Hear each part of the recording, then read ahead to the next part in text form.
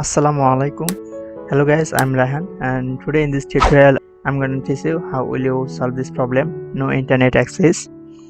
Your internet is connected but here is showing no internet secured. Firstly click on this start menu and go settings, then click on network and internet, then scroll down and go network reset, so click on it, then reset now, so click on here reset now and network reset, so click on yes.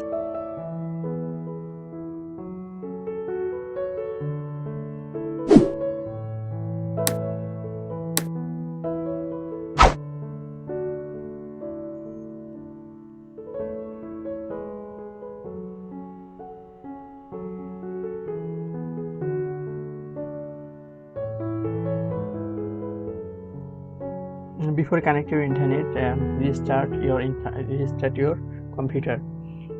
Now we will try to connect our internet, so this click on it and connect.